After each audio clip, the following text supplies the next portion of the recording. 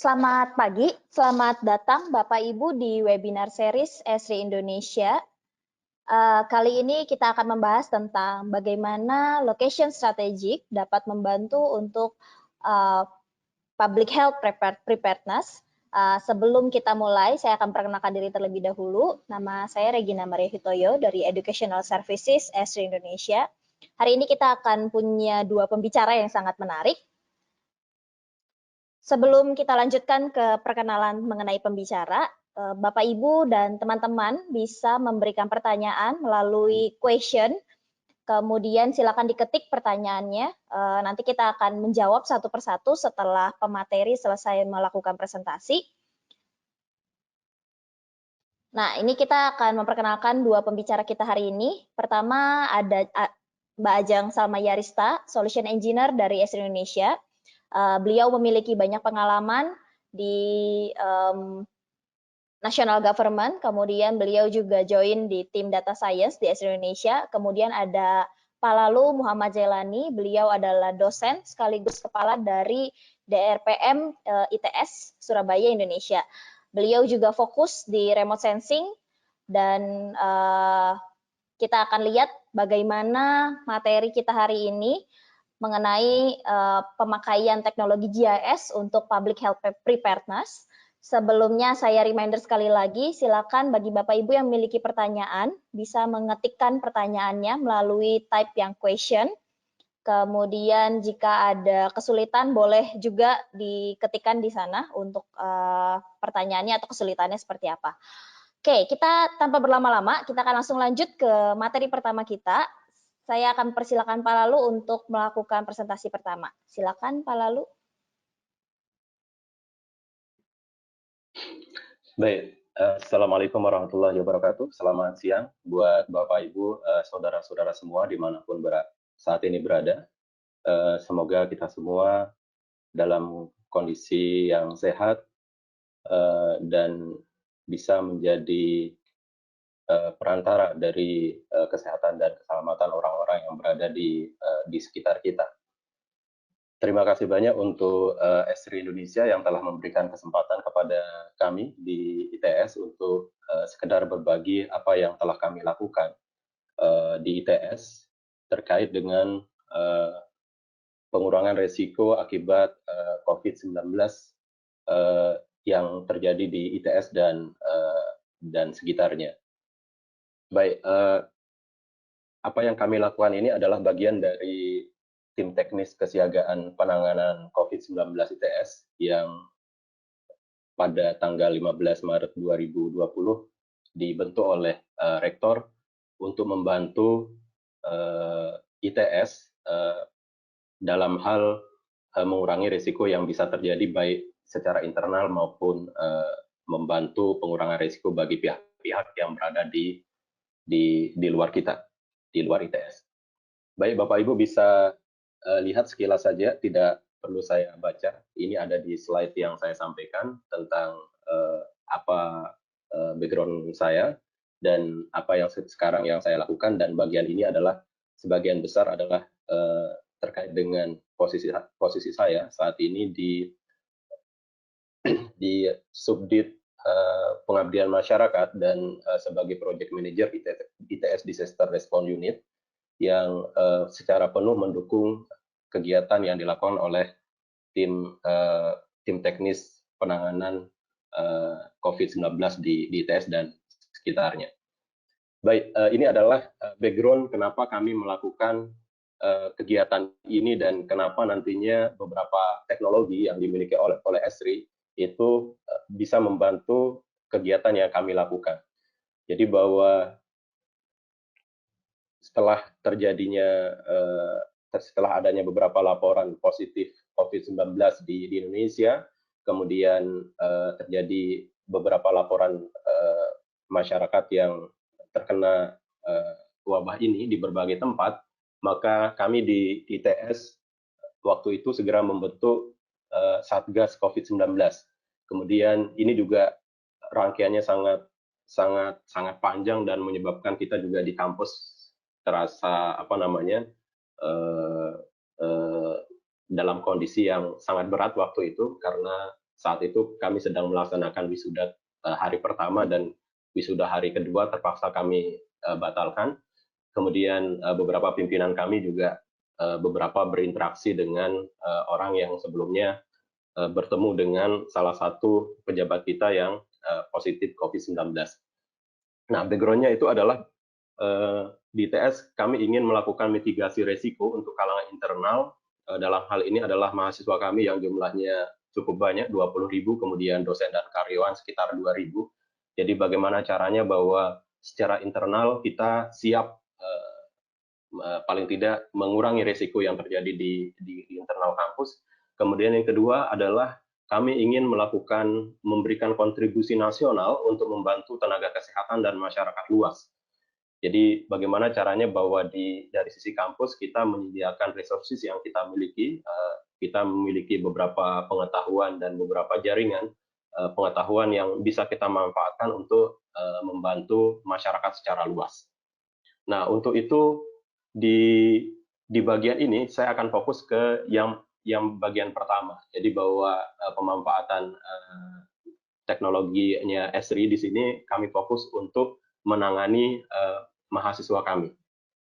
Jadi waktu itu muncul pertanyaan bahwa ketika awal-awal terjadi muncul protokol di mana semua pihak dalam hal ini mahasiswa kemudian siapapun itu dilarang untuk pulang kampung. Jadi protokolnya adalah semua dilarang untuk pulang kampung. Kemudian tetapi kami ingin cepat mengambil keputusan yang lebih dari sekedar melarang orang. Jadi seandainya mahasiswa tetap di dalam kampus dengan total 50.000 misalkan, itu juga bukan sesuatu hal yang mudah bagi kami untuk mengelola itu. Apalagi misalkan ada 1-2 orang terjangkiti kemudian terjadi penularan secara internal, itu adalah sesuatu yang dalam tanda kutip mengerikan bagi kami gitu. Sehingga kita perlu melakukan survei cepat dan dengan data survei itu kita bisa ITS secara intuisi bisa mengambil keputusan berbasis data yang bisa dipakai untuk penyelamatan ITS secara internal. Nah, waktu itu ketika kita melakukan pemilihan apa yang harus kita lakukan, apa yang teknologi survei yang akan kita gunakan ketika kita melakukan survei ini, ada beberapa alternatif sebenarnya, tetapi saat itu saya berpikiran bahwa dari pengalaman kami melakukan survei misalkan di Kota Mojokerto dengan lebih dari 9.000 orang yang harus kita survei, kemudian ketika tanggap bencana di Lombok kita perlu melaporkan rumah-rumah yang kita bangun, lokasinya di mana, siapa penyumbangnya, kemudian siapa yang dikasih dan sebagainya. Akhirnya dengan pengalaman itu kita akhirnya memutuskan bahwa setidaknya platform survei yang kita pakai itu harus memiliki dua fasilitas utama. Yang pertama adalah dari sisi pengguna yang akan mengambil keputusan, itu kita harus bisa melakukan analisa yang sangat cepat dari data yang kita kumpulkan. Kemudian yang kedua, dari sisi responden tidak perlu untuk ribet gitu. Jadi tidak perlu untuk menginstal aplikasi tertentu, tidak perlu belajar hal tertentu gitu. Dia harus karena kondisinya kondisi darurat, semua terbatas dan sebagainya. Bagaimana caranya bahwa survei yang kita kirimkan ke mahasiswa ini sifatnya sangat-sangat mudah untuk diikuti oleh mereka. Tetapi walaupun dia mudah, data-data penting yang kita perlukan ini bisa segera kita dapatkan. Sehingga waktu itu kita memutuskan untuk menggunakan survei 123 sebagai platformnya, dan alhamdulillah di survei tahap pertama itu lebih dari 5.000 mahasiswa itu bisa terjaring dari survei itu. Ini adalah salah satu contoh responnya, nanti ketika ada waktu akan saya tunjukkan. Jadi bahwa hanya dalam waktu 5 hari sejak ITS memutuskan untuk belajar dari rumah, kemudian tidak perlu bekerja di kantor dan sebagainya, kita bisa melihat bahwa distribusi spasial dari mahasiswa kami itu sudah sangat menyebar di mana-mana gitu. Jadi kalau kita lihat dari data ITS, sebagian besar mahasiswa kami itu adalah berasal dari Jawa Timur sebenarnya. Sekitar 66% dari mahasiswa ITS itu adalah dari dari Jawa Timur, kemudian diikuti oleh Jakarta dan sekitarnya, kemudian Sumatera Utara dan Aceh, kemudian yang lainnya menyebar di berbagai daerah. Nah, dari sini juga kita bisa nanti di kesimpulan kita bisa lihat bahwa data ini memberikan gambaran bahwa harus ada kebijakan yang harus segera kita ambil, mengingat mahasiswa kami itu harusnya yang normalnya dia berada di sekitar kampus ITS di Kelurahan Keputih, Gebang dan sekitarnya, itu ternyata sudah menyebar kemana-mana. Kalau kita zoom out, misalnya zoom in, kalau kita zoom in, nantinya kita bisa melihat bahwa sebaran mereka itu berkumpul di mana saja secara detail. Nah, kemudian untuk mendapatkan itu, kami mendesain survei yang kiranya mudah dilakukan. Jadi ini adalah salah satu survei yang kita kirim, dan survei ini kita lakukan setiap minggu dengan data asesmen terkait kesehatan itu yang berubah-ubah. Karena di tim kami juga kami memiliki medical center, kita memiliki 25 tenaga kesehatan di situ yang membantu kita untuk memberikan daftar-daftar pertanyaan yang nantinya sangat penting dipakai untuk mengambil keputusan. Gitu. Ini yang kita lakukan. Jadi nanti bisa saya tunjukkan apa aja yang model pertanyaan yang kita inginkan. Jadi utamanya itu adalah data pribadi dari mahasiswa, lokasinya di mana. Jadi selain dia menyebutkan lokasinya, desanya di mana, kabupaten dan sebagainya, kita juga merekam lokasi mereka, kita lakukan geotagging, kemudian kita lakukan asesmen. Ini adalah daftar-daftar pertanyaan yang yang sangat standar di dunia medis yang kita pakai untuk mengambil keputusan secara cepat gitu. Nah, seperti ini modelnya. Oke, kita bisa lanjutkan. Nanti kalau ada waktu kita bisa lihat secara detail. Nah, saya ingin menunjukkan hasil survei kami di tahap pertama. Jadi, walaupun jumlah mahasiswa kami itu 20.000 lebih, di survei pertama kita sebenarnya hanya mengumpulkan 5.238 data. Dan walaupun ini hanya seperempatnya, ini sudah lebih dari cukup untuk bisa mengambil keputusan, dan bagi kami memberikan rekomendasi kepada pimpinan untuk mengambil keputusan secara cepat.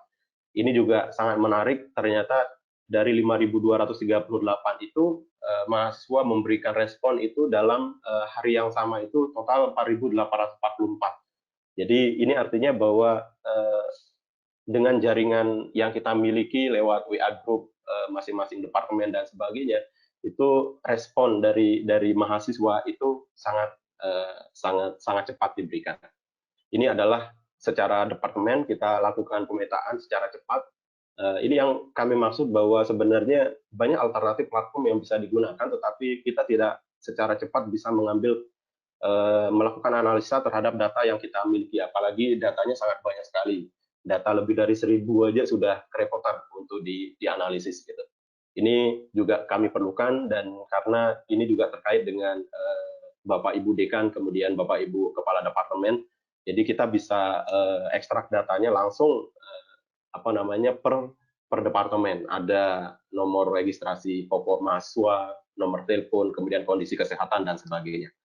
Nah, ini yang sangat menarik bagi kami itu adalah bahwa 74% dari mahasiswa yang mengisi survei saat itu sudah berada di luar kampus. Mereka menyatakan bahwa kami sudah berada di luar kampus dan berada di rumah masing-masing, rumah orang tua atau keluarga. Dan hanya 1.381 yang berada di sekitar kampus, atau sekitar 26%-nya. Sehingga protokol yang menyatakan bahwa tidak boleh pulang itu sebenarnya tidak relevan di sini. Tidak boleh pulang itu tidak relevan. Justru yang relevan itu adalah bagaimana memberikan edukasi kepada mahasiswa kita ini untuk tetap sehat dan sebagainya. Dan khusus untuk yang 1.381 mahasiswa yang menyatakan diri masih berada di sekitar kampus, ini kita zoom in datanya. Kita langsung cek riwayat perjalanannya dia. Jadi dia sudah melakukan perjalanannya kemana, kemudian ini waktu itu adalah daerah-daerah yang yang sudah statusnya merah sebenarnya. Walaupun 1 minggu kemudian semuanya menjadi merah. Surabaya pun merah, sehingga pertanyaan yang ini di minggu kedua menjadi tidak pas. Nah, ini yang paling penting bagi kami itu adalah yang khusus yang merah-merah di sini. Jadi riwayat kontaknya itu ada 46 orang yang menyatakan bahwa mereka memiliki riwayat kontak dengan pihak yang positif. Kemudian yang memiliki gejala itu ada sekitar 337 orang. Nah, sehingga kita fokus ke yang merah-merah ini. Kita ingin kira-kira bagian mana yang sekiranya kita bisa bisa kita bantu secara cepat. Sehingga setelah tahu ini, kita lakukan yang tadi yang saya sampaikan di awal, itu kita zoom in mana kira-kira yang tangan kami itu bisa menjangkau.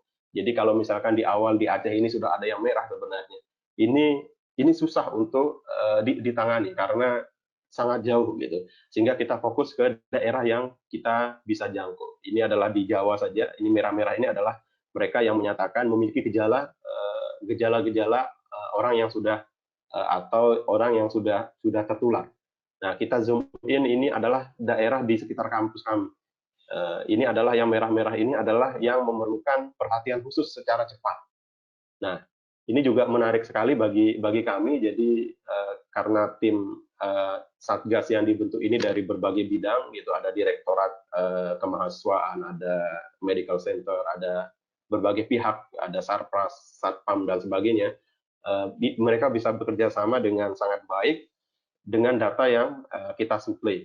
Yang merah-merah yang ada di sini yang berada di sekitar kampus selanjutnya dihubungi. Jadi mereka dihubungi by phone, kemudian yang sekiranya perlu penanganan khusus gitu, itu kita tangani ke medical center. Ada yang hanya perlu misalkan perlu asupan, dikirimi vitamin, dikirimi obat, ada yang perlu dikirimi makanan dan sebagainya, itu kita lakukan. Khusus untuk yang makanan ini sampai saat ini sudah 5 minggu berjalan juga masih kita lakukan karena tidak memungkinkan bagi mereka untuk keluar dari kampus pada kondisi seperti ini.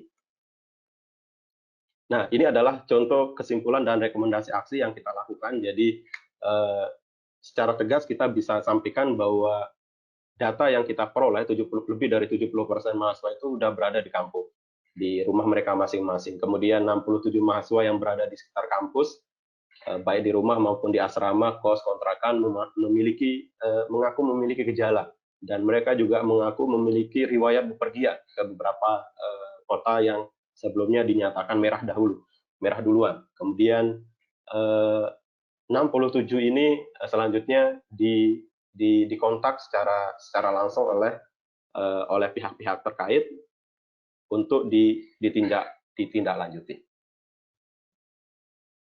Mungkin itu yang bisa saya sampaikan. Ini sudah 19 menit. Mungkin saya bisa lihatkan sedikit contoh bagaimana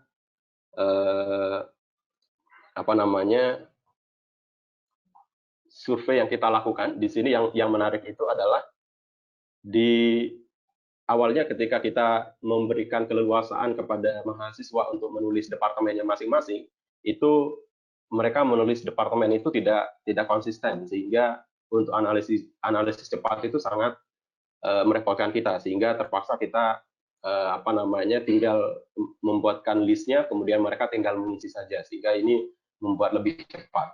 Begitupun untuk yang fakultas dan untuk kabupaten kota. Ini ada lebih dari 500 kabupaten kota di seluruh Indonesia, itu sudah kita masukkan datanya, sehingga mereka tinggal mengisi saja apa yang paling tepat di sini. Misalkan dia dari Kebumen, dari apa, cukup mencantumkan keywordnya, dia bisa memilih daerahnya. Dan ini salah satu tool yang saya kira sangat bermanfaat dan memudahkan kami ketika kemarin kami memerlukan analisis secara cepat. Kemudian yang di sini juga yang perlu di highlight saya kira tentang beberapa pertanyaan yang muncul di asesmen kesehatannya di sini. Ini yang 1, kemudian yang 2, kemudian yang 3, kemudian 4, 5, 6, 7 dan sebagainya. Dan ini adalah contoh data-data yang kita buka. Jadi yang kita buka itu adalah data yang sifatnya boleh dibuka secara publik, sehingga kita sebelum dipublish ini terpaksa kami filter dulu. Jadi NRP, kemudian nomor HP, nama, kemudian gejala itu kita hapus, sehingga yang muncul di sini hanya departemen, kemudian kita bikinkan ID, kemudian fakultas masing-masing. Nah, ketika dari pihak fakultas ingin misalkan tertarik dengan data yang seperti yang saya tunjukkan ini adalah kodenya 0587, ini kita bisa berikan data lengkapnya di 0A587 ini. Begitu yang kami lakukan, Bapak Ibu semua. Mbak Regina, saya kira mungkin cukup dulu di sini. Ini adalah website tim Satgas kami yang berisi tentang berbagai informasi yang diperlukan tidak hanya untuk mahasiswa tapi untuk kebutuhan publik. Baik, sekian dari saya. Sekian, mungkin nanti kalau ada yang ingin didiskusikan, kita bisa didiskusikan. Sekian, Assalamualaikum warahmatullahi wabarakatuh. Yang sangat menarik bagaimana teknologi bisa digunakan betul-betul untuk decision making sampai actionnya gitu ya Pak ya. Oke, kita tanpa berlama-lama kita akan langsung masuk ke presenter kedua yaitu Ajeng Salma Yarista. Kita akan langsung memberikan waktu dan kesempatannya untuk Mbak Ajeng, silakan. Udah ya, oke. Ya, selamat pagi semuanya. Perkenalkan, nama saya Ajeng. Saya Solution Specialist di Esri Indonesia. Dan saya biasanya menangani sektor pemerintahan atau government. Pada kesempatan kali ini saya mungkin akan sedikit sharing ya. Jadi menurut saya yang Bapak lalu sudah sampaikan sangat-sangat menarik karena bagaimana value dari strategi berbasis spasial gitu ya bisa meningkatkan preparedness kita gitu ya. Nah mungkin tanpa berlama-lama lagi saya langsung mulai aja. Oke, saya rasa Bapak Ibu sekalian sudah pernah melihat dashboard ini ya. Ini dashboard dari Johns Hopkins University dan sejak dari awal outbreak dari COVID itu sendiri, ini sebetulnya sudah sangat-sangat bisa dibilang viral ya. Jadi sejak awal di launching, ini sudah di request lebih dari 1 miliar orang gitu. Kemudian ya bisa kita bayangkan bahwa ya GIS ini bisa digunakan untuk monitoring data-data yang real time. Tadi pertanyaan saya, apakah hanya itu saja untuk visualisasi dan bikin dashboard? Tentu tidak. Tadi kita sudah melihat salah satu contoh yang disampaikan oleh Pak Lalu di ITS seperti apa. Nah itu akan jadi agenda pada hari ini, pada sesi saya ada 2 sebetulnya. Pertama, introduction GIS in responding COVID, dan yang kedua adalah demo. Oke, jadi saya rasa ini salah satu slide yang mungkin Bapak Ibu sudah pernah melihat ya. Jadi saya suka berpikir bahwa GIS itu sebuah framework, gitu ya, dan sebuah proses dari mulai measurement sampai akhirnya kita taking action, gitu. Kalau dalam kaitannya COVID-19 response, sebenarnya measurement di sini kita bisa melihat bahwa tadi mungkin seperti Pak Lalu juga dia melakukan kontak tracing gitu ya, di mana aja mahasiswa sekarang berada gitu, apakah di rumah ataukah di tempat lain gitu. Pertama kita melakukan measurement, misalnya health facilities juga bisa, jadi nggak hanya kasus, tapi kemudian ada resources-nya juga yang mungkin lebih terbatas. Setelah kita melakukan ini, kita bisa melakukan visualisasi gitu ya. Jadi seperti yang tadi mungkin sudah kita lihat dashboard, kemudian peta-peta gitu ya, itu adalah tahap visualisasi. Akhirnya kalau kita sudah melakukan visualisasi, kita bisa melakukan modeling dan analisis dan akhirnya merencanakan sesuatu gitu. Kalau misalnya mungkin ini ada satu data lagi, vulnerable population, di mana aja sih populasi yang rentan terkena atau terpapar COVID gitu. Kemudian nanti kalau misalnya kita sudah tahu, mungkin kita bisa merencanakan gitu ya, merencanakan sesuatu. Misalnya kita pengen bikin policy atau kebijakan untuk social distancing gitu. Akhirnya kita ke decision making untuk merelokasi gitu ya. Mana sih daerah-daerah yang butuh bantuan lebih banyak gitu yang harus diperhatikan tuh di daerah mana aja. Nah, dan akhirnya kita bisa melakukan action seperti yang tadi mungkin kalau misalnya mahasiswanya nggak bisa keluar, ya berarti mereka mungkin harus dibantu dalam hal ini diberikan misalnya makanan dianterin kayak gitu. Dan semua ini sebenarnya di dalam satu platform, dan itu juga data driven ya. Jadi memang berdasarkan data keputusannya semuanya. Gitu. Jadi bisa dibilang platform ArcGIS ini bisa merupakan sebuah sistem yang terintegrasi, gitu ya. Sebuah sistem yang terintegrasi. Jadi pertama kita memahami dulu nih risikonya seperti apa. Nanti kalau misalnya kita sudah tahu ternyata vulnerable population-nya itu ada di mana saja, akhirnya kita bisa membuat policy atau kebijakan tadi misalnya social distancing. Tetapi social distancing itu juga kita harus measure gitu ya, harus kita ukur sebetulnya apakah betul-betul efektif atau enggak sih, apakah kebijakan yang sudah diambil betul-betul mengurangi risiko gitu misalnya, atau misalnya meningkatkan kapasitas dari fasilitas kesehatan publik. Seperti itu. Nah, kalau misalnya kita sudah punya dua data ini, akhirnya kita bisa melakukan modeling, gitu. Modeling spread-nya, jadi distribusinya seperti apa, dan akhirnya impact-nya, gitu. Kalau misalnya itu betul, social distancing itu bisa meningkatkan kapasitas misalnya rumah sakit, maka kita akan tetap lakukan tuh misalnya. Akhirnya kita nanti bisa memanajemen resources, dan mungkin misalnya kekurangan nih rumah sakitnya atau tempat rapid test-nya. Kita bisa memilih situs-situs atau tempat-tempat yang optimal gitu ya untuk mengadakan tes. Dan akhirnya kita bisa berkomunikasi ke publik. Seperti itu agar mereka mengerti risikonya seperti apa dan apa yang harus mereka hindari gitu ya. Misalnya jangan keluar dulu gitu dalam kondisi seperti ini. Oke, jadi ArcGIS ini memang delivering powerful capabilities ya, kapabilitasnya banyak sekali, nggak hanya mapping data visualization dan dashboard, tetapi juga ada analisisnya, dan kemudian mungkin bisa kita melakukan analisis intervensi menggunakan data science gitu, dan juga tadi misalnya kita mau melakukan kayak tracing ya, contact tracing itu di data collection menggunakan ready to use app gitu, jadi nggak ngoding, sudah tersedia, sudah bisa langsung digunakan dan juga bisa langsung membuat keputusan dengan cepat. Seperti itu. Oke, jadi kalau kita berbicara tentang bagaimana sih kita memandang COVID dari sisi GIS gitu ya, sebenarnya saya memiliki 5 tahap di sini. Jadi pertama tadi mapping the case, kemudian map the spread, map vulnerable population, map capacity kita, dan akhirnya kita communicate with maps. Mungkin saya akan change screen dulu. Apakah ini sudah terlihat? Layar saya masih terlihat nggak ya? Ya, masih. Masih ya. Oke, jadi ini beberapa contoh ya. Kalau tadi cuma poin-poin aja, ini saya lebih breakdown lagi. Sebetulnya kita bisa melakukan apa sih dari perspektif GIS dalam COVID-19. Jadi yang pertama pasti mapping the cases, sama seperti tadi JHU University.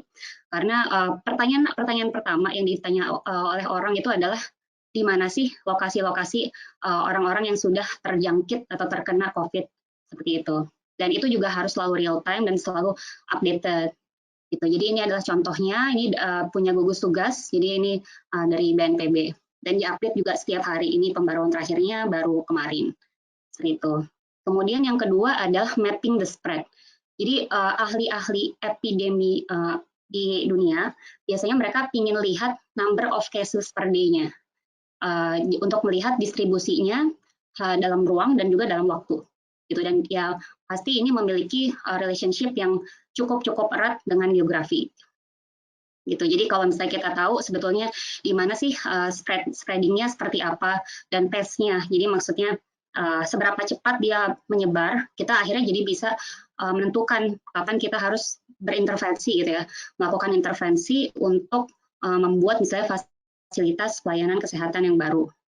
Gitu. Ini salah satu contohnya dari University of Virginia. Gitu. Kemudian yang ketiga adalah mapping vulnerable populations. Ini adalah salah satu contoh yang dibuat oleh Dukcapil Kemendagri, Kementerian Dalam Negeri. Jadi mereka membuat peta rasio kerentanan penduduk. Nah, ini berdasarkan jumlah penduduk usia lanjut ya. Jadi 60 ke atas, kemudian dibagi jumlah penduduk pada kabupaten atau kota. Gitu. Selain ini, sebetulnya juga mereka membuat salah satu aplikasi bernama peta jumlah tenaga medis gitu ya. Jadi kita bisa tahu nih ternyata di Jakarta ya sudah pasti lah ya, warna biru tua itu merepresentasikan bahwa ternyata sudah banyak tenaga medis di Jakarta. Tetapi mungkin yang masih putih-putih ini masih butuh bantuan gitu. Sama sebetulnya tadi rentannya di mana aja sih kota-kotanya. Seperti itu. Kemudian yang keempat adalah mapping your capacity. Nah, ini mungkin saya mau menjelaskan sedikit bahwa ini kita ambil satu case ya, satu case di Kabupaten Tasik gitu. Jadi saya punya data jumlah kasus dan saya punya data fasilitas kesehatan. Nah, ini ada OPP, ada PDP dan lain-lain. Nah, saya ingin melihat apakah jumlah fasilitas kesehatan yang 39 ini sudah mampu memfasilitasi jumlah kasus yang ada sekarang, dan ini kan juga akan terus bertambah. Nah, jadi tanpa berlama-lama lagi, saya mungkin akan share ini. Masih terlihat ya layar saya? Oke, jadi ini ada videonya. Ini saya menggunakan ArcGIS Pro, dan kita akan melakukan analisis location allocation, istilahnya ya. Jadi ini ada dua data, fasilitas kesehatan dan data kasus. Lalu kita lihat di sini, di paling bawah, dia ada 39 dan 1.400, hampir 1.400 data kasus. Nah, kita untuk melakukannya, kita bisa melakukan, bisa mengexecute gitu ya, tools namanya Map Location Allocation Analysis Layer.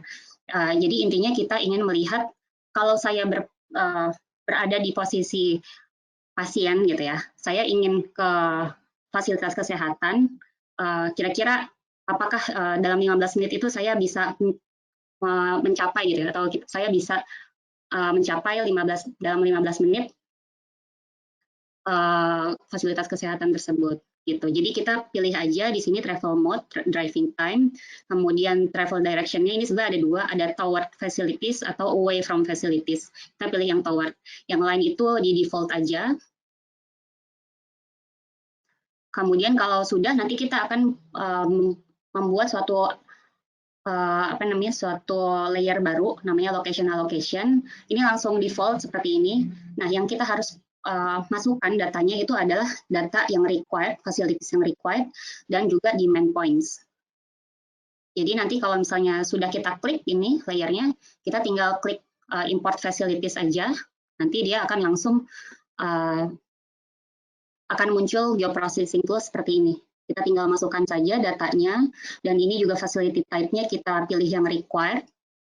Nanti kalau sudah, kita klik run, dan akhirnya kita juga import demand points ya. Import demand points itu artinya tadi data kasus. Nanti kalau sudah, kita baru run si analisisnya. Jadi analisis ini membutuhkan sebetulnya tadi data jalan, dan juga membutuhkan extension namanya network analysis. Jadi idenya di sini kita ingin tadi ya, bagaimana saya sebagai seorang pasien bisa menuju ke fasilitas kesehatan dalam waktu ini 15 menit, tapi ini bisa kita ubah misalnya 30 atau 20 menit. Dan kemudian kita ingin melihat maximize coverage dan minimize facilities. Jadi kita mau memaksimalkan coverage-nya, tapi kita fasilitasnya jangan banyak-banyak deh, gitu. Jadi yang optimum itu di mana aja sih, gitu. Kalau kita udah run, nanti munculnya seperti ini. Ternyata kalau kita lihat, lines-nya ini ada 929, sedangkan data kasusnya ada 1.400. Berarti nggak semuanya tercover gitu. Nggak semuanya orang bisa pergi ke suatu fasilitas kesehatan dalam 15 menit. Seperti itu. Kenapa sebetulnya 15 menit? Karena mungkin nggak semua orang memiliki akses terhadap ya misalnya kendaraan pribadi. Mereka harus pulang pergi ke fasilitas kesehatan, ke rumah sakit itu dalam waktu 15 kali 2 atau kali 3. Jadi makanya itu 15 menit karena biar lebih cepatnya seperti apa. Gitu. Nanti kalau misalnya, nah saya sekarang punya satu lagi nih, satu data lagi namanya puskesmas. Ini adalah akan saya jadikan data kandidat gitu ya. Gimana kalau misalnya kita menambahkan kandidat rumah sakit rujukan COVID gitu ya di sini. Seperti apa sih nanti coverage-nya? Nah, kita di sini kita punya 55 lokasi, tapi kita nggak mau pilih semua, kita mau pilih yang optimum aja. Kita tinggal masukkan lagi import facilities, dan akhirnya seperti ini. Gitu. Ada beberapa yang sudah terlihat. Ini yang warna hijau itu artinya dia, yang warna hijau ini artinya dia chosen. Jadi yang tadi rumah puskesmas bisa dijadikan misalnya rumah sakit rujukan seperti itu untuk melakukan tes rapid test seperti itu. Jadi kita bisa lihat perbandingannya, dan kalau kita lihat ternyata yang tadinya 929 bertambah 100 ya, jadi 1029 pasien yang bisa dijangkau oleh rumah sakit. Seperti itu kira-kira. Oke, saya balik lagi ke sini. Jadi itu bagaimana cara kita memappingkan kapasiti kita, memappingkan kapasitas dari fasilitas kesehatan. Dan ini juga disclaimer, data ini dari Picobar sebetulnya, dari Pusat Informasi Koordinasi Jabar, dan mereka juga share API secara publik gitu. Nah mungkin saya mau mention sedikit aja tentang capacity analysis apps. Ini sebenarnya sudah di cover di webinar sebelumnya, cuma kalau nanti rekan-rekan mau mengakses bisa juga gitu. Jadi kita pengen tahu apakah betul social distancing itu betul-betul melandaikan kurva seperti itu. Ini ada perbandingannya, kalau dia social distancingnya efektif 29%, ternyata dia bisa kapasitasnya seperti ini.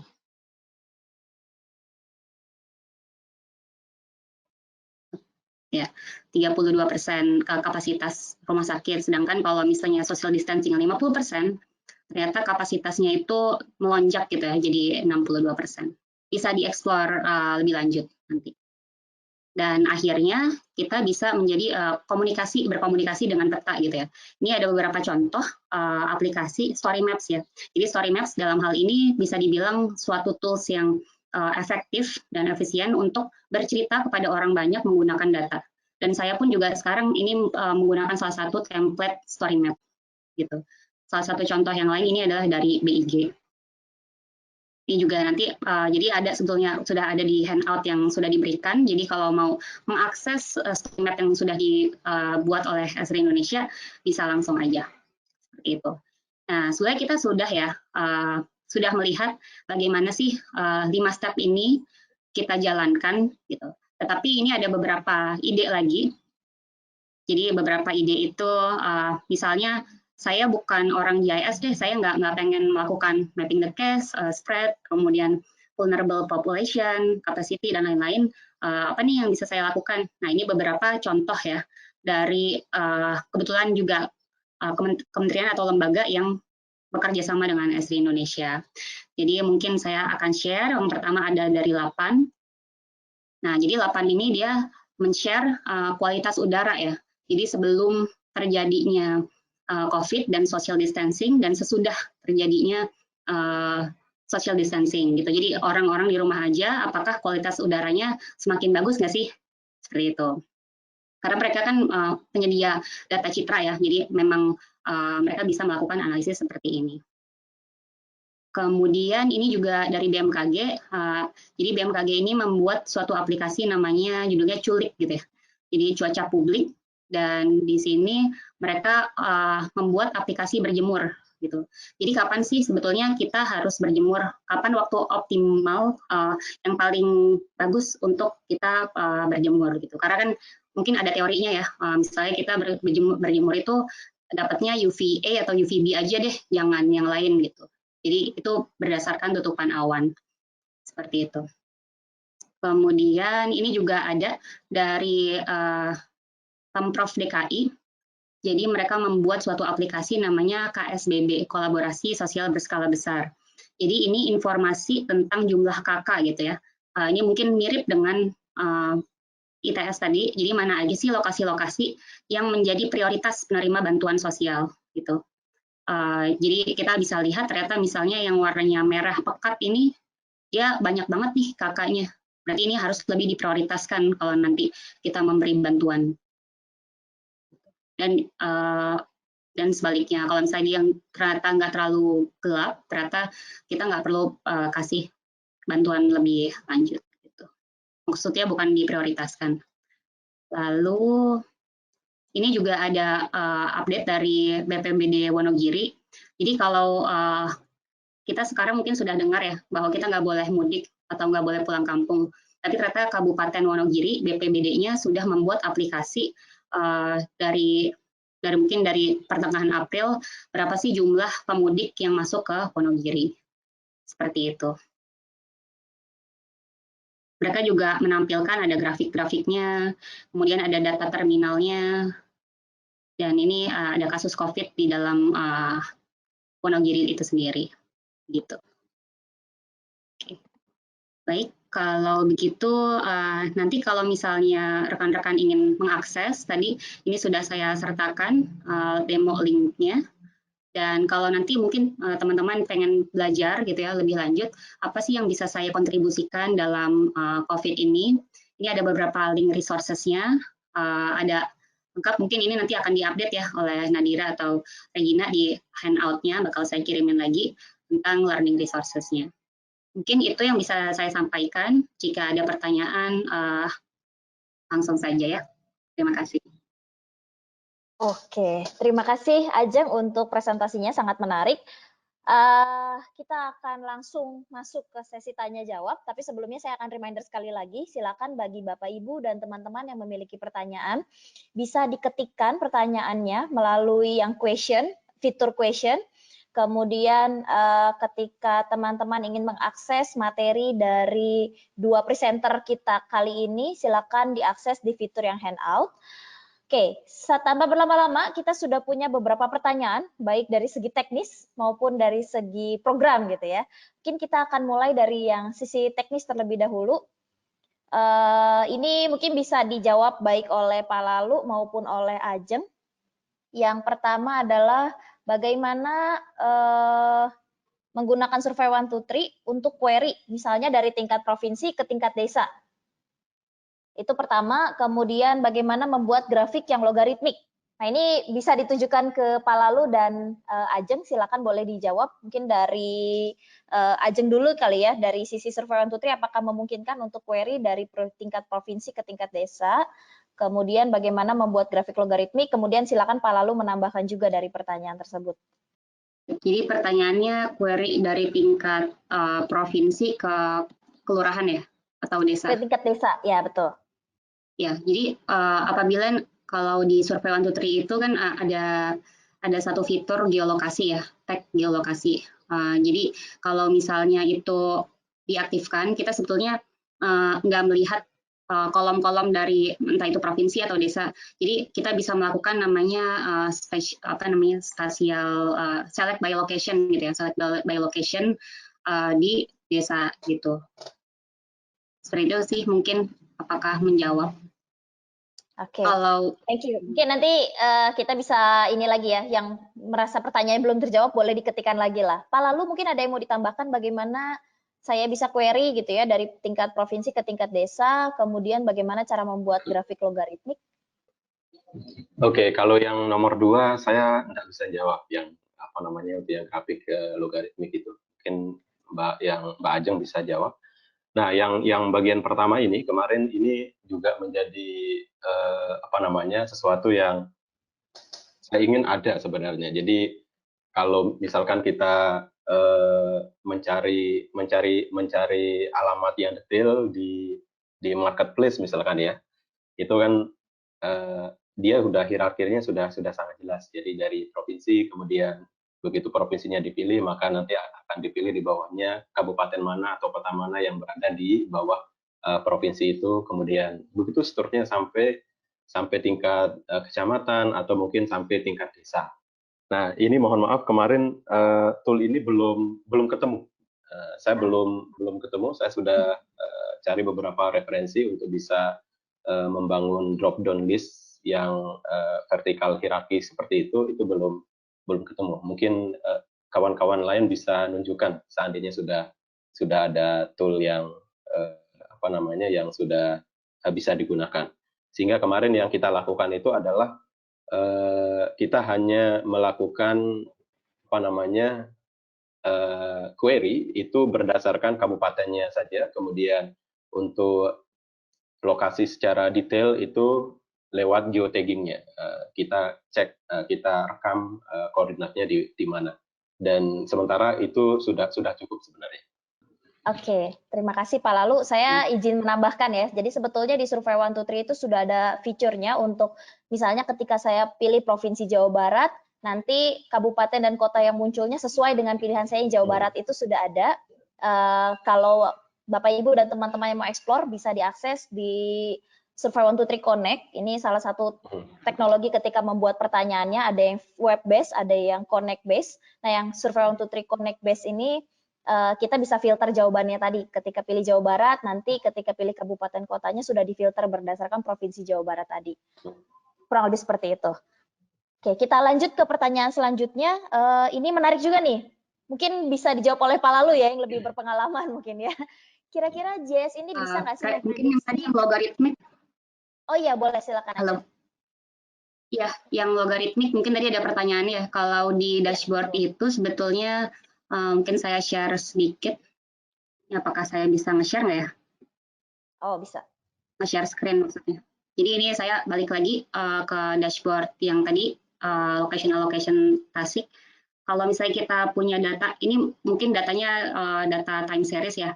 Tapi kalau misalnya nanti datanya itu per kasus, kita bisa langsung built-in di bagian value axis, kemudian kita klik yang logaritmik gitu. Seperti itu.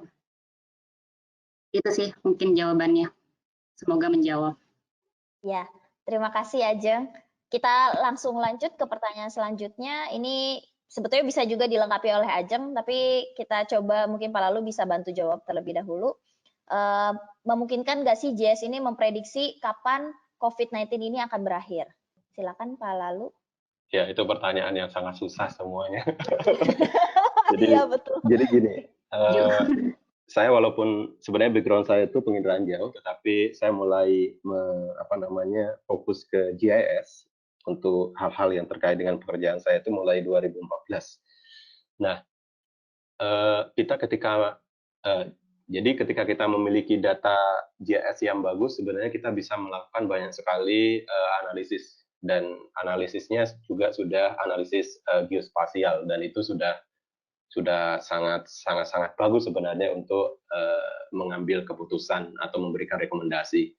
Nah, cuman saat ini kalau saya perhatikan hampir di seluruh dunia, kasus yang kita hadapi itu sebenarnya bukan dari sisi teknologi, bukan dari sisi model manakah yang paling tepat yang akan kita gunakan untuk kasus kita yang mana gitu. Tidak di situ, tapi yang paling krusial yang saya lihat itu adalah justru di data primer yang kita gunakan. Karena sebaik apapun teknologi kita, pendekatan kita dan sebagainya, sementara data primer itu tidak tersedia atau tidak akurat, itu sangat susah untuk memanfaatkan atau untuk melakukan analisis dan mengambil keputusan yang sangat-sangat strategis. Oke, terima kasih Pak Lalu. Ajeng mau menambahkan dari pertanyaan tadi? Saya betul sih setuju gitu ya, bahwa sebetulnya challenge-nya itu bukan di teknologi atau dari sisi model, tetapi kita untuk melakukan pemodelan itu kan harus punya data yang bagus gitu ya. Sekarang mungkin pertanyaannya apakah datanya itu bisa kita percaya nggak sih? Apakah datanya itu betul-betul valid dan diupdate setiap hari gitu? Karena kan mungkin sudah dengar juga ya bahwa di berita-berita misalnya ternyata di Jakarta kasus kematian itu melonjak tinggi banget. Padahal kalau dari misalnya di BNPB atau di gugus tugas yang di-announce itu tidak sebanyak itu. Jadi memang lagi-lagi challenge-nya itu adalah mungkin dari permasalahan measurement atau pengambilan data. Seperti itu. Tetapi kita bisa tahu juga kapan sih kira-kira COVID ini berakhir. Mungkin kalau misalnya nanti kurvanya itu sudah mencapai puncaknya dan akhirnya dia mulai turun, jadi nggak akan ada nggak ada kasus baru lagi gitu. Jadi mungkin itu indikasi bahwa oh ternyata ini sudah mulai reda nih gitu. Oke, thank you Ajeng untuk tambahan jawabannya. Ini ada pertanyaan yang menarik juga, mungkin bisa dijawab oleh Ajeng dan Pak Lalu. Jadi presentasinya ini sangat bagus menurut peserta webinar kita kali ini. Kira-kira apa yang harus saya lakukan ketika saya mau coba mau implementasikan apa yang sudah dilakukan baik oleh ITS maupun oleh Esri Indonesia sendiri. Kira-kira tahapannya seperti apa nih? Mungkin tergantung ya, maksudnya dari sisi apakah ini dari sisi misalnya lembaga organisasi pemerintahan gitu ya, atau ini dari sisi bisnis gitu ya, karena kita punya dua pendekatan dan sebenarnya Esri itu juga sudah memiliki dua template solusi, karena kita nggak pingin orang-orang tuh punya learning curve yang cukup tinggi sehingga mereka kesulitan untuk langsung implementasi. Jadi mungkin tadi saya share juga screen saya yang learning resources itu bisa langsung belajar aja di situ. Ya, oke, ternyata saya belum bisa sharing screen. Gak apa-apa, tapi itu kan nanti handouts-nya bakal di-share juga. Jadi bisa langsung misalnya coba ke hub-nya S3 Inc. atau bisa juga ke s3.com/training gitu. Jadi resource-nya ada di situ sebetulnya, how to-nya. Oke, thank you Ajeng. Mungkin Pak Lalu mau menambahkan kira-kira step pertamanya seperti apa nih kalau saya mau mengimplementasikan apa yang sudah dipresentasikan oleh Pak Lalu dan Mbak Ajeng? Ya, sebenarnya tidak terlalu tidak terlalu rumit sebenarnya. Jadi ini juga kesempatan kepada Esri untuk melakukan pengabdian masyarakat sebenarnya. Jadi dari sisi Esri mungkin 1-2 bulan ini misalkan agolnya misalkan silakan digratiskan atau didiskon banyak gitu, seperti yang dilakukan saat ini. Sehingga paling tidak dengan memanfaatkan akun Akdis online saja itu banyak sekali hal yang bisa kita lakukan dan masing-masing pihak di lokasi masing-masing di instansi atau perusahaan masing-masing itu bisa memberikan kontribusi sesuai dengan kapasitas dan wewenang masing-masing. Saya itu sangat membayangkan gitu bahwa sekarang ini sudah tidak zamannya lagi kita menunggu informasi itu dari pusat data dari Jakarta, kemudian itu di drop down ke daerah-daerah. Tapi harusnya kita berpikir sebaliknya, bahwa data itu harus disuplai dengan standar yang sudah ditentukan dari bawah. Jadi saya sangat sangat kagum ketika misalkan pihak-pihak terkait, misalkan seluruh rumah sakit misalkan itu punya tool atau punya saluran untuk melaporkan kondisi dari pasien yang sedang ditangani, dan itu bisa misalkan harian dia lakukan.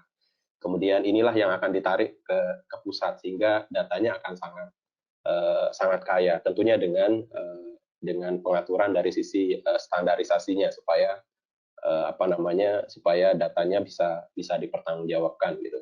Dan ini juga tanpa perlu mendatangi masing-masing pihak gitu. Misalkan kalau kita secara kebiasaan kita perlu mendatangi misalkan puskesmas ini, puskesmas itu untuk survei secara langsung, mendata dan sebagainya, tetapi sebenarnya ini tidak perlu kita datangi. Jadi dengan satu pihak misalkan di tingkat kabupaten misalkan memanfaatkan teknologi ini, kemudian di broadcast oleh institusi misalkan dinas kesehatan, kemudian masing-masing layanan kesehatan diminta untuk mengisi misalkan setiap jam 5 setiap hari kondisi pasien yang ditangani, kondisi tenaga kesehatan yang menangani dan sebagainya. Ini akan menjadi data yang sangat penting untuk ngambil keputusan. Oke, jadi ada banyak ya sebetulnya ya, mulai dari segi teknologi maupun dari segi data banyak yang bisa dilakukan ya step awalnya. Yeah. Oke, terima kasih Ajeng dan Pak Lalu. Pertanyaan selanjutnya ini mungkin ditujukan hanya untuk Pak Lalu. Kebijakan apa yang diambil oleh kampus ITS dari data yang telah dikumpulkan, Pak? Ya, di awal-awal itu adalah mulai tanggal 15 Maret itu adalah kondisi yang semua pihak itu kan sebenarnya kalau kita mau jujur itu semua kita bingung gitu. Jadi tiba-tiba kita dihadapkan oleh sebuah kondisi yang sebelumnya tidak pernah kita hadapi. tapi kita harus mengambil keputusan yang cepat, dan keputusan cepat itu juga nggak boleh ngawur, sehingga harus ada datanya gitu. Dan itulah yang dengan data-data yang secara cepat bisa kita kumpulkan ini, banyak kebijakan turunan yang akhirnya bisa kita ambil gitu. Jadi misalkan pada awal-awal itu kita hanya berani mendeklar bahwa belajar dari rumah itu hanya 2 minggu pertama saja. 1 minggu pertama itu adalah belajarnya, kemudian minggu keduanya itu adalah ujian tengah semester, hanya itu.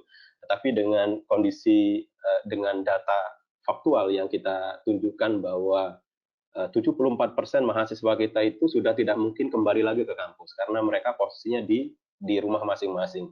Dan tidak hanya sekedar di Jawa Timur, ada yang sudah di Aceh, ada yang di Papua dan sebagainya.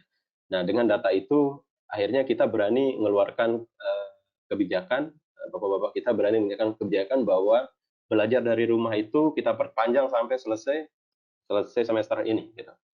Dan ini sangat menenangkan semua pihak. Jadi dari dosennya juga tenang, kemudian mahasiswa juga yang misalkan belum memutuskan untuk keluar dari Surabaya, itu juga bisa cepat mengambil keputusan gitu.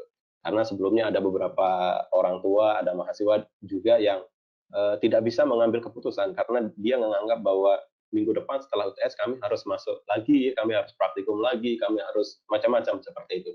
Tapi dengan keputusan segera seperti itu, semua pada posisi yang sama bahwa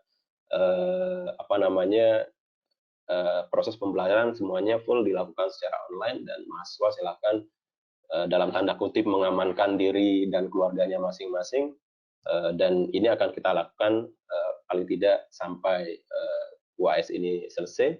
Jika nanti ada perkembangan baru akan diupdate seperti itu. Itu kemudian yang kedua itu yang bagi saya sangat menarik itu adalah karena Satgas kita ini adalah tidak hanya bekerja untuk di dalam kampus, tetapi kita juga bekerja untuk masyarakat luas. Itu dengan data-data yang kita dapatkan, itu kita bisa ngambil keputusan yang sekiranya itu bisa membantu banyak sekali pihak, tidak hanya mahasiswa kita gitu. Kayak misalkan kalau untuk yang mahasiswa yang kayak tadi, misalkan ada waktu itu dari sekitar 800-an sekian yang tinggal di asrama, misalkan hanya tinggal 10%-nya. Nah, yang tinggal 10%-nya ini akhirnya oleh direktorat terkait, direktorat kemahasiswaan, dan dengan dukungan berbagai pihak, dana dari masyarakat, itu mereka bisa kebutuhan hidupnya itu bisa dibantu gitu. Oke, terima kasih Ini Pak yang ke Lalu depan untuk penjelasannya.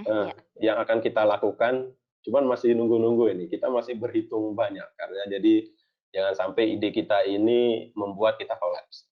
Jadi Satgas itu juga manusia. Jadi saya juga sampaikan kepada teman-teman, Bapak Ibu sudah capek semua. Jadi inovasi silahkan, tetapi tolong ukur diri gitu. Kita harus bisa ukur diri. Nah, yang sekarang yang mau kita sebenarnya datanya mau kita buka itu adalah dari produk-produk inovasi dalam rangka COVID ini. Sebenarnya sudah banyak sekali yang sudah kita lakukan. Misalkan kita membuat face shield itu, order masyarakat itu sudah lebih dari 250.000 se-Indonesia, dan kita baru mendistribusikannya 51.000 sekian unit sampai Aceh, Gorontalo dan sebagainya. Ini sebenarnya menarik banget kalau kita bisa ada dashboard yang orang bisa ngelihat bantuan itu sudah masuk kemana saja, sehingga kalau kita mikir sebaliknya, pihak lain akan bisa memanfaatkan data sebaliknya. Oh, ada daerah yang belum dimasuki, sehingga dia bisa masuk. Kemarin kita juga diskusi dengan LPPM PTNBH misalkan, oh ini daerah yang belum ada yang memasuki, misalkan UGM mau masuk, silakan. Kita bisa kerjasama. Kita juga misalkan mendistribusikan baju hazmat suit misalkan, kemana saja distribusinya, masker kita kemana saja, hand sanitizer kita itu ke lokasi mana saja. Bisa jadi ada yang secara tidak kita sengaja gitu, itu blank spot. Ada puskesmas yang bisa jadi secara lokasi sangat dekat dari kami, tetapi karena semua ini panik, ya, semua kita tidak bisa, dalam tanda kutip kita tidak bisa berpikir sejernih sebelumnya, itu akan ada yang kelupaan gitu. padahal misalkan dia sangat dekat dengan kita, kemudian dia juga sangat perlu dibantu, tetapi karena kondisi yang modelnya seperti ini, kita perlu tool untuk membackup kita supaya kita bisa ngambil keputusan yang sekiranya lebih baik. Wah, oke, luar biasa. Dari sisi inovasi ada sangat banyak, kemudian sebetulnya bisa jadi sarana kolaborasi juga gitu ya. Ya, ITS sudah melakukan apa, kampus mana sih yang bisa menambahkan gitu ya. ya. Kita waktunya sebetulnya sudah habis, tapi mungkin kita tambahkan 2 pertanyaan lagi lah sebelum berakhir. Ini pertanyaan untuk Ajeng, apakah location allocation analysis ini mampu dioperasikan di ArcMap dan bukan di ArcGIS Pro? Jawabannya bisa, sebenarnya bisa. Oke. Jadi memang itu Cukup singkat tools ya. yang bisa dibilang sangat basic ya, yang maksudnya dari dulu juga sebetulnya ini sudah dilakukan, nggak hanya untuk ini baru saat ada COVID, tapi sebenarnya dari dulu sudah ada, misalnya untuk memilih lokasi yang paling tepat untuk retail gitu ya, di mana sih kita harus membuka cabang restoran baru gitu. Sebenarnya case-nya tuh banyak banget gitu. Cuman ini dalam kaitannya COVID itu adalah di mana kita harus menambahkan fasilitas kesehatan baru. Dan sebenarnya kalau nggak salah di ArcGIS Online itu juga ada tools yang mirip walaupun nggak serupa gitu ya. Jadi bisa dieksplor juga sebenarnya. Oke, thank you Ajeng.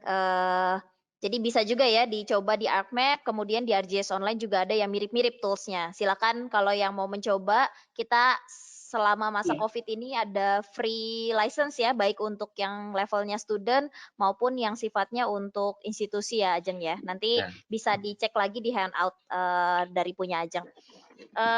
Terakhir mungkin untuk Pak Lalu, apakah data ini di-share juga ke pemerintah daerah supaya pemerintah daerah tahu mungkin di daerahnya ada mahasiswa ITS yang bergejala atau yang pulang ke daerahnya masing-masing gitu. Apakah di-share juga, Pak? Sementara belum yang itu. Jadi karena pergerakan mahasiswa ini kan terjadi tanggal 16 sampai 20 ya, 16 sampai 21, 22 Maret. Sehingga waktu itu juga larangan untuk berpindah tempat tidak seketat saat ini gitu. Tetapi kita juga untuk yang mahasiswa-mahasiswa yang tadi kasusnya itu sangat penting untuk ditindaklanjuti, itu secara lewat ITS kita masih menghubungi mereka gitu. Ada yang misalkan posisinya di jauh dari kita, itu tetap kita bisa kontak. Ada yang hal yang bisa kita bantu, ada hal yang bisa kita tindaklanjuti apa tidak, itu kita sampaikan kepada mereka. Termasuk kita membuka hotline yang ini dimanfaatkan oleh mahasiswa seandainya mereka membutuhkan bantuan apa yang harus dilakukan jika terjadi sesuatu bagi mereka. Itu yang kita lakukan. Kemudian yang kedua, yang kemarin yang lama sekali, yang cukup lama saya pikirkan itu adalah bahwa kami tidak bisa secara cepat untuk melakukan filtering sebenarnya, filtering data. Jadi mana yang kebutuhan internal dan mana yang boleh untuk publik, itu kita mikir-mikir. Ini boleh nggak untuk publik, ini boleh nggak untuk internal. Di internal pun kita masih lakukan filtering. Ini untuk yang lingkaran 1 yang mana, untuk yang lingkaran tahap direktorat itu mana, dan sebagainya. Supaya jangan sampai ada hal yang tidak kita inginkan terjadi. Jadi data mahasiswa kita bocor, lengkap dengan alamat, gejala dan sebagainya, itu juga bisa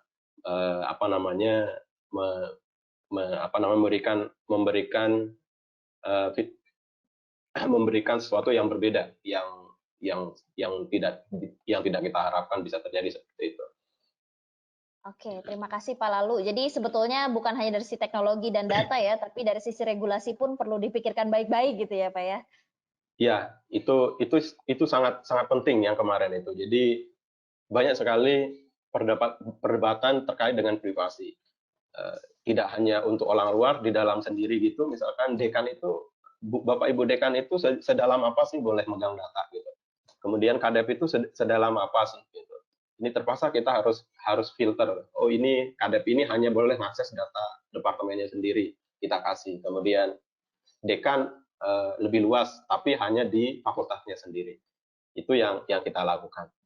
Nah, kemudian kemarin yang sedikit lucu yang kami temukan itu ketika kita melakukan kita ekspor data dari survei 123, kemudian kita pindah ke AppMap, kemudian pindah ke map yang online. Itu kemarin ada sedikit saya tidak tahu ini wajar atau gimana gitu. Untuk data yang 5 ribuan itu awalnya dia nggak bisa langsung diimport dari sistemnya, tetapi dia harus ada cara sendiri untuk bisa ngimportnya, dan filteringnya itu dilakukan di AppDis online-nya. Tapi lama-lama setelah 2 minggu proses itu bisa kita lakukan dengan sangat cepat. Jadi awal-awal itu kan memang ini apa yang harus dilakukan, bagaimana caranya dan sebagainya itu masih diduga-duga gitu. Oh, harus begini, harus begini. Lama-lama ketika kita sudah familiar, setelah survei 30 menit setelah survei kita tutup, itu kita bisa distribusikan data-datanya, filtering datanya distribusikan ke yang berkepentingan, kemudian data-data yang sifatnya publik sudah bisa diakses lewat website yang kita buat. Oke, terima kasih Pak Lalu. Gitu. Jadi menarik ya, ternyata prosesnya panjang juga gitu sampai akhirnya bisa di-share ke publik data-datanya. Ini mungkin terakhir bisa dijawab oleh Ajeng dan Pak Lalu. Bagaimana cara memastikan supaya responden mengupdate status kesehatannya secara periodik dan di petanya terupdate juga sesuai status terkini? Silakan, mungkin ada masukan dari Ajeng maupun dari Pak Lalu. Ya, di kita saya sampaikan saja sebenarnya permintaan dari Direktorat Kemahasiswaan, karena mereka yang merasa paling bertanggung jawab ya terhadap kondisi mahasiswa kita. Itu mereka sebenarnya ingin data ini terupdate harian. Terupdate harian. Jadi hari ini bisa jadi dia sehat, Pak. Besok dia sakit atau sebaliknya. Sehingga mereka ingin harian gitu. Kemudian dari sisi teman-teman kita di departemen justru sebaliknya, Pak, jangan keseringan mahasiswa capek dan tidak semua punya waktu untuk mengisi itu, tidak punya data gitu, data internet buat ngisi itu dan sebagainya, karena ada yang dari kampung dan sebagainya, sehingga kita set oke lah, kita ambil tengah-tengahnya, kita lakukan periodik setiap Jumat dan Sabtu setiap minggu. Dan ini juga menarik bagi kami, awal-awalnya 5.234 itu bisa terkumpul datanya hanya dalam waktu 2 hari di periode survei pertama. Kemudian di periode survei kedua itu drop hanya 1.200 sekian. Kemudian periode berikutnya makin sedikit dan sebagainya. Ini sebenarnya juga tidak tidak terlalu mengkhawatirkan bagi kami. Jadi kami yakin bahwa tidak terisinya data itu juga salah satunya karena mahasiswa sudah merasa nyaman dan kondisinya mungkin lebih baik. Gitu. Beda dengan yang tahap pertama, semua ingin laporan tetapi jalurnya lewat mana. Dan dia ingin laporannya ini bisa sampai ke pihak yang tepat sekaligus bisa ditindaklanjuti tanpa membocorkan data pribadinya dia. Beda jika misalkan, oh saya sakit, kemudian saya update status, orang yang tidak berkepentingan tahu, kemudian orang yang harusnya tahu tidak tahu, sehingga penanganannya tidak pas. Sehingga ini menarik, kita memberikan jalur atau kanal khusus bagi mereka untuk bisa menyampaikan kondisi mereka secara cepat. Walaupun dari sisi teknologi ini hanya berlangsung mungkin 1 bulanan saja, mereka bisa intens dengan itu. Setelah mereka tahu kita punya hotline dan mereka ingin konsultasi secara khusus, mereka lebih memilih menggunakan jalur hotline tadi. Kita menyiapkan satu nomor WhatsApp yang bisa nanti dijawab oleh pihak yang berkepentingan, termasuk ada dokter juga di situ. Oke, dari Ajeng ada yang mau ditambahkan mengenai updating atau pembaruan data masing-masing responden? Ya mungkin kalau dari saya sebetulnya dari sisi teknologi ini betul tadi nggak ada masalah gitu ya. Tapi ini lebih ke protokol atau workflow-nya tuh seperti apa sih gitu. Mungkin memang harus ada dorongan gitu ya dari top level management, jadi top down approach gitu. Saya kalau tadi dalam kaitannya mahasiswa, tolong ya misalnya setiap hari Jumat Sabtu, pokoknya update, nanti kita bakal absensi nih siapa aja yang belum update. Jadi memang harus dari, seperti arahannya harus dari atas gitu ya. Gitu. Mungkin itu juga sebenarnya sama dengan di Pemda atau Pemkot yang lain, karena masalah data itu memang nomor satu gitu. Jadi memang harus selalu dicek, ada yang istilahnya piket gitu ya untuk QC atau melihat apakah semuanya sudah update atau belum sih, seperti itu. Oke, Ya, thank you Ajeng dan Pak Lalu. Selain Ya, perlu dipastikan bahwa apa namanya fasilitas yang kita sediakan itu adalah fasilitas resmi, itu yang sangat-sangat penting. Karena di awal-awal ketika semua orang panik itu banyak sekali formulir yang beredar gitu.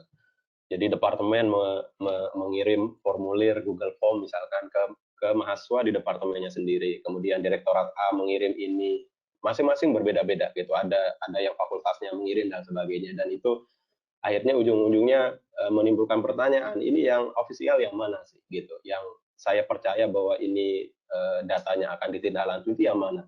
Dan disinilah kita mengambil inisiatif bahwa selain dari yang dikeluarkan oleh Satgas itu tidak ofisial. Jadi artinya setelah kita masukkan di website resmi Satgas dan sebagainya, itu orang hanya nyuplai data ke sana saja. Untuk yang fasilitas survei, dia hanya nyuplai di satu platform survei saja. Dia tidak perlu ngisi di tempat lain. Tinggal kita yang bertugas untuk mendistribusikan ke pihak yang berkepentingan. Kemudian untuk mendorong mereka untuk bisa mengisi secara rutin, itu kita biasanya membuat semacam pengumuman yang kita kirim ke dekan masing-masing. Kemudian dari dekan mereka ke semua departemen di bawahnya. Nah, dari departemen ini mereka distribusikan ke grup-grup mahasiswa mereka. Begitu yang kita lakukan, sehingga ini juga jadi timbal balik. Jadi bahwa usaha yang sudah dilakukan oleh departemen atau fakultas itu menjadi terasa bermanfaat, karena setelah survei kita kirimkan datanya. Ini loh hasilnya gitu. Sehingga ada rasa ini kerjasama yang sama-sama saling menguntungkan gitu. Oke, ya jadi perpaduan banyak hal ya, dari mulai regulasi, data, teknologi, analitik dan lain-lain. Saya yakin masih banyak pertanyaan lain yang sangat menarik. Kita akan keep terlebih dahulu pertanyaannya karena waktu kita sebetulnya sudah habis untuk webinar kali ini. Sekali lagi saya ingatkan bahwa webinar ini akan direkam dan dapat diakses kembali baik itu di YouTube channelnya Esri dan di esriindonesia.co.id/webinar. Saya juga mau remind bahwa Esri punya series webinar setiap minggunya. Di minggu depan kita akan ada materi mengenai industri banking. Silakan yang tertarik ke arah industri banking boleh mengakses webinar kami di minggu selanjutnya. Dan informasi lainnya Bapak Ibu dan teman-teman bisa akses melalui sosial media kami terlampir di layar. Silakan di-follow untuk informasi terbaru mengenai teknologi maupun mengenai industri tertentu. Terakhir, terima kasih untuk Pak Lalu dan Ajeng atas presentasi yang sangat menarik. Saya yakin ada banyak insight yang didapatkan oleh Bapak Ibu dan teman-teman. Mungkin jadi first step lah sebelum mungkin bisa diimplementasikan di institusi masing-masing. Note sekali lagi, pertanyaan-pertanyaan yang belum terjawab akan kita simpan dan akan disalurkan ke masing-masing presenter. Nanti akan kita back to Bapak Ibu dan teman-teman untuk jawaban dari pertanyaannya. Oke, saya rasa cukup sampai di sini webinar kita kali ini. Terima kasih atas partisipasi Bapak Ibu. Sampai ketemu di webinar series Esri Indonesia selanjutnya. Oke, terima kasih dan selamat siang.